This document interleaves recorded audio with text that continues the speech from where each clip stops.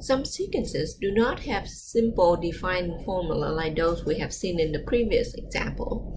The nth term of the sequence may depend on some or all of the terms preceding it. A sequence defined this way is called recursive. So one of the most famous recursive formulas is called the Fibonacci sequence, and it involves in everything and everywhere, particularly in nature. So if you look at just simply as a broccoli, the flowers, the broccoli,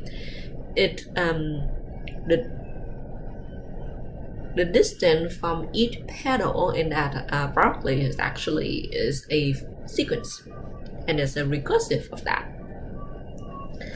So for example, Fibonacci sequence.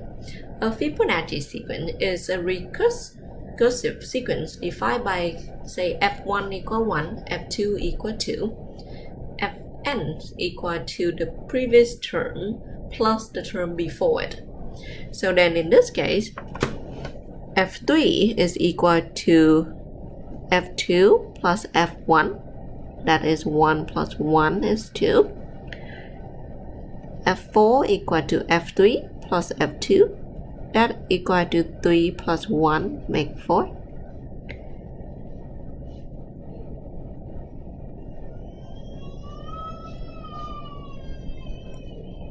Exit. The Fibonacci sequence is named after the 13th century Italian mathematician. Fibonacci sequence first appeared in the book Liber Abacis by Fibonacci, where it used to calculate the growth of rabbit population. The Fibonacci sequence is also occurred in many applications in nature, such as branching of the tree, Fibonacci spiral, and seashell. So you see it literally everywhere. Okay. So let's take a look at the partial sum of the sequence. For the sequence a sub 1 to a sub n, the partial sum, so we add in each sum of this term in the sequence. S sub 1 equal to a sub 1, S sub 2 is the sum of the first two terms, S sub 3 is the sum of the first three terms, and S sub n is the sum of the nth term. So S sub 1 is called the first partial sum, F sub 2 is called the second partial sum. Okay. So let's take a look at this problem. Find the first four partial sum and the nth partial sum of the sequence of a sub n. Right?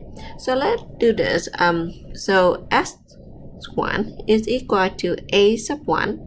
So a sub 1 is 1 to the second. S sub 2 is equal to a sub 1 plus a sub 2. That 1 over 2 plus 1 over 2 to the second. That is 1 over 2 plus 1 over 4. S sub 3 equal to a1 plus a2 plus a3. That is 1 over 2 plus 1 over 4 plus 1 over 8. Okay. S sub 4 equal a sub 1 plus a sub 2 plus a sub 4, 3 plus a sub 4, that equal 1 sub 2 plus 1 sub 4 plus 1 over 8 plus 1 over 16. And each of this is equal to 1/2, 3/4, 7/8, 15 over 16. Okay. So note that in each value of this partial sum,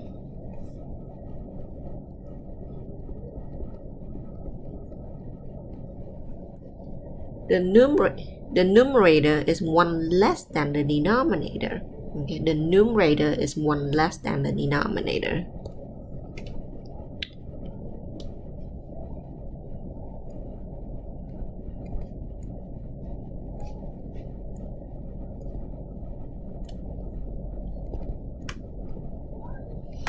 And the denominator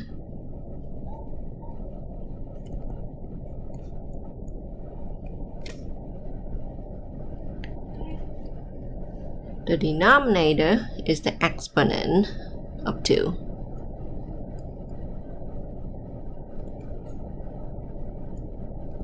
So So that is 2 to the n. Okay. So then a sub n, so s sub n, well, s sub n, if the numerator is 1 less than the denominator, where the denominator is 2 to the n, the numerator is 2 to the n minus 1. There you go.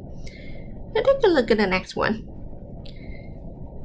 So a sub n is equal to 1 divided by 1 plus 1 minus 1 divided by 1 plus 2. So a sub 1 equal 1 over 1 plus 1 minus 1 over 1 plus 2. That is 1 over 2 minus 1 over 3. A sub 2. So this equal to what? 3 minus 2 over 6. 1 over 6. So 1 over 6 plus 1 over 2 plus 1 minus 1 over 2 plus 2. 1 over 6 plus 1 over 3 minus 1 over 4. So the denominator here is 12. 2 plus 4 minus 3. That is 3 over 12. A sub 1 equal 1 over 2 minus 1 over 3. A sub 2 equal 1 over 2 minus 1 over 3 plus 1 over 3 minus 1 over 4. So note that this 1 over 3 will cancel each other out. So here we're looking at 1 over 2 minus 1 over 4. A sub 3 equal to 1 over 2 minus 1 over 3 plus 1 over 3 minus 1 over 4 plus 1 over 4 minus 1 over 5. Again, so note that this cancel out. And this is equal to 1 over 2 minus 1 over 5. A sub 4 is equal to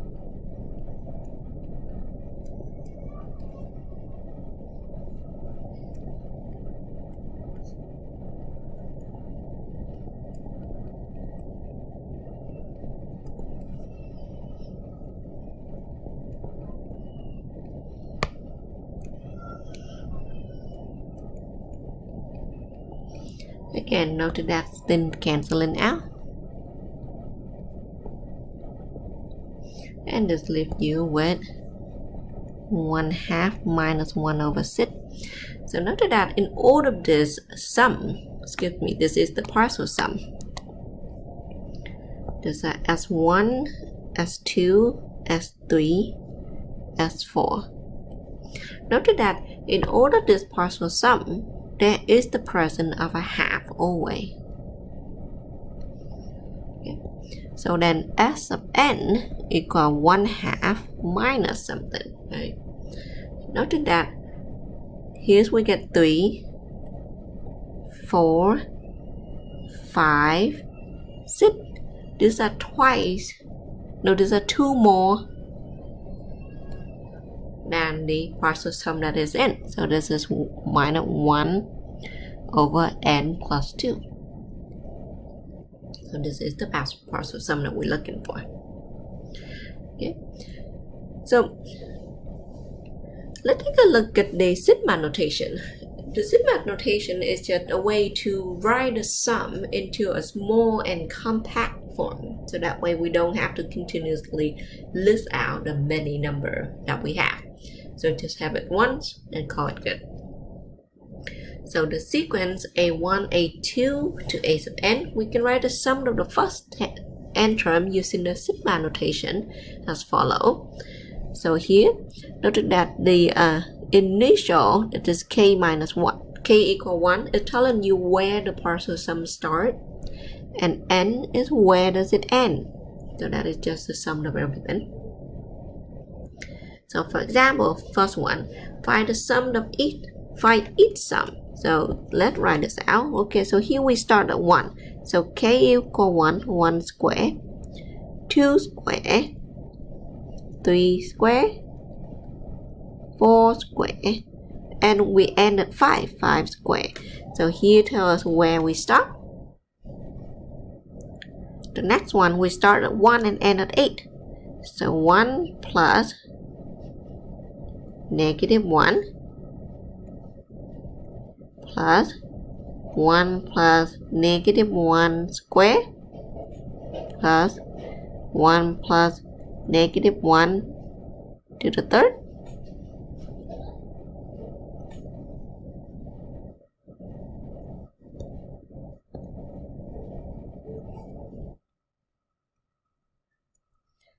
Plus 1 plus -1 to the fourth, plus 1 plus -1 to the fifth,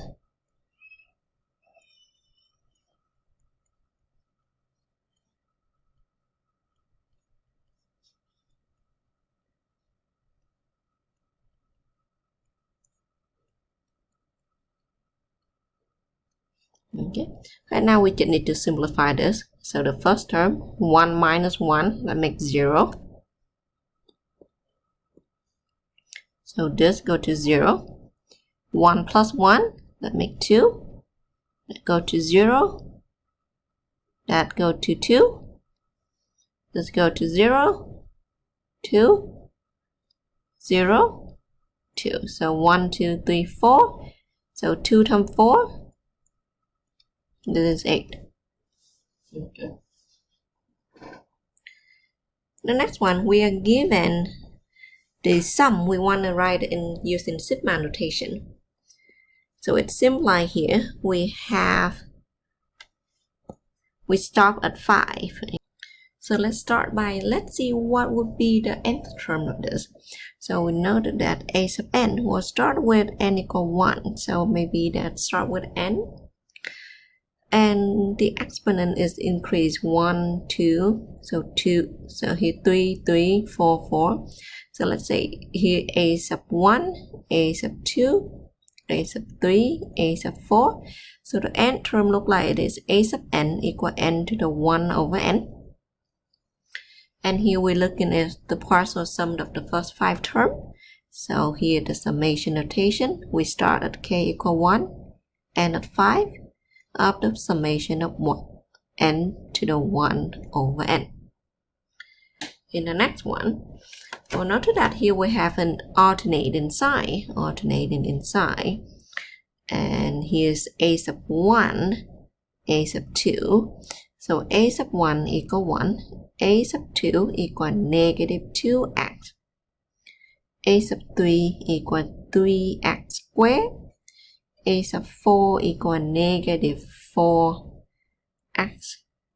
to the third.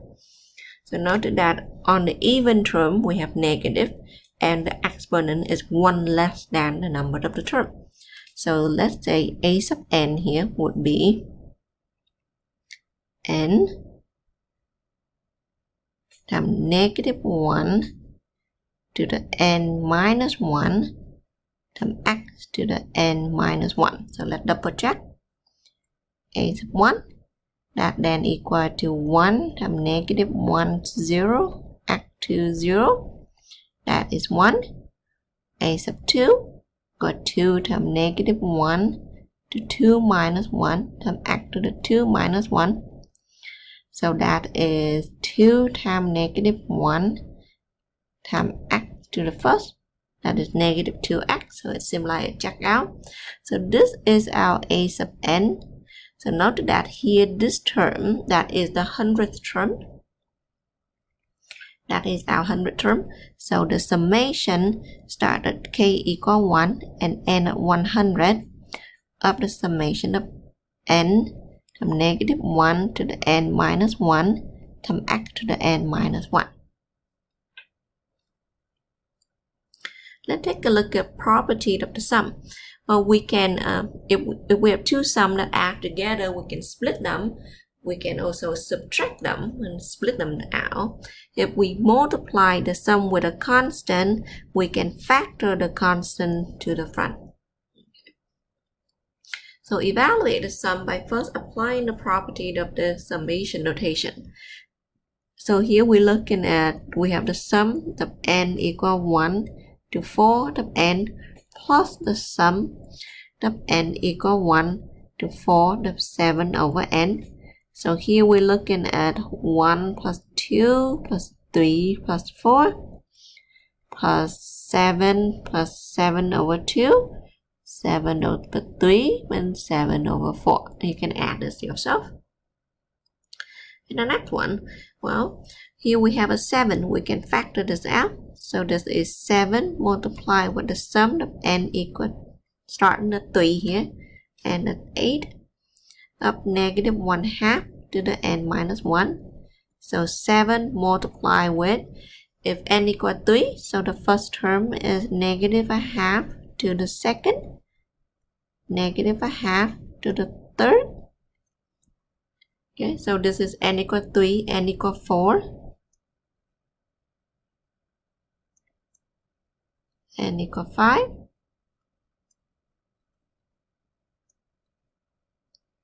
n equal 6, n equal 7, and the last term n equal 8.